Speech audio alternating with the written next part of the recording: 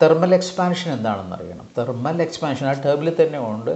ഒരു ഓബ്ജക്റ്റിന് അല്ലെങ്കിൽ ഒരു മാറ്ററിന് ഹീറ്റ് എനർജി ലഭിക്കുമ്പോൾ അത് എക്സ്പാൻഡ് ചെയ്യുകയാണെങ്കിൽ അബ്സോർബിങ് ഹീറ്റ്, ആ ഹീറ്റിനെ അബ്സോർബ് ചെയ്തിട്ട് എക്സ്പാൻഡ് ചെയ്താൽ നമ്മളതിനെ തെർമൽ എക്സ്പാൻഷൻ എന്ന് പറയും. ഈ തെർമൽ എക്സ്പാൻഷൻ തന്നെ 3 തരത്തിലുണ്ട്.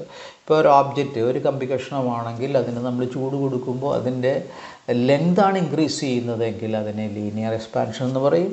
അല്ലെങ്കിൽ ഒരു ഒരു ഒരു ഒരു തകിട് കഷ്ണത്തിന് ചൂട് കൊടുക്കുമ്പോൾ അതിൻ്റെ ഏരിയ ബേസാണ് അതിന് എക്സ്പാൻഷൻ സംഭവിക്കുന്നതെങ്കിൽ അതിനെ ഏരിയൽ എക്സ്പാൻഷൻ എന്ന് പറയും. അല്ലെങ്കിൽ ഒരു ബീക്കറിലിരിക്കുന്ന കുറച്ച് ലിക്വിഡ് അതിനെ നമ്മൾ ടെമ്പറേച്ചർ കൊടുക്കുമ്പോൾ അത് എക്സ്പാൻഡ് ചെയ്താൽ അതിനെ വോളിയം എക്സ്പാൻഷൻ എന്ന് പറയും. ഇങ്ങനെ 3 തരത്തിലുള്ള എക്സ്പാൻഷൻസാണ് സാധാരണഗതിയിൽ ഉള്ളത്.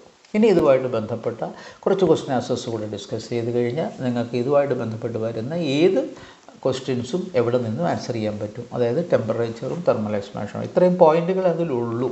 നിങ്ങൾ ഈ ക്വസ്റ്റ്യൻ ഒന്ന് നോക്കിക്കേ.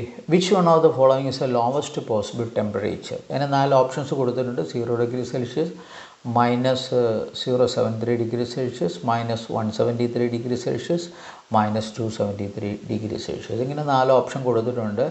ഇതിൽ ഏറ്റവും പോസിബിളായിട്ടുള്ള ലോവസ്റ്റാണ് നമ്മൾ ചോദിക്കുന്നത്. ഇപ്പോൾ പോസിബിളായിട്ടുള്ള ലോവസ്റ്റ് ഡിഗ്രിയെക്കുറിച്ച് പറയുകയാണെന്നുണ്ടെങ്കിൽ നമ്മൾ ചാൾസ് ലോ ആണ് ആദ്യം മനസ്സിലാക്കേണ്ടത്. ചാൾസ് ലോ എന്ന് പറഞ്ഞു കഴിഞ്ഞാൽ ഒരു മാറ്ററിൻ്റെ അല്ലെങ്കിൽ ഒരു ഗ്യാസിൻ്റെ എന്തിൻ്റെയെങ്കിലും പ്രഷർ കോൺസ്റ്റൻ്റാക്കി നിർത്തിക്കൊണ്ട് അതിനെ ടെമ്പറേച്ചർ കൊടുക്കുകയാണെന്നെങ്കിൽ അതിൻ്റെ വോളിയം ഇൻക്രീസ് ചെയ്യുമെന്നുള്ളതാണ്. അപ്പോൾ ആ ഗ്യാസിൽ നിന്ന് ടെമ്പറേച്ചർ വലിച്ചെടുത്താൽ അതിനെ തണുപ്പിച്ചാൽ അതിൻ്റെ വോളിയം കുറയുകയും ചെയ്യും. അങ്ങനെ കുറഞ്ഞ് വന്നിട്ട് -273 ഡിഗ്രി സെൽഷ്യസിൽ എത്തുമ്പോൾ അതിൻ്റെ വോളിയം 0 ആയി മാറും എന്നുള്ളതാണ്.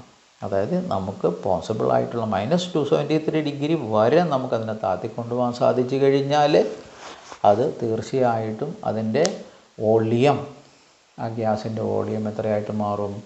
0 ആയി മാറും. So the answer is -273 degree Celsius എന്നുള്ളതാണ് എൻ്റെ ആൻസർ. Okay, option D.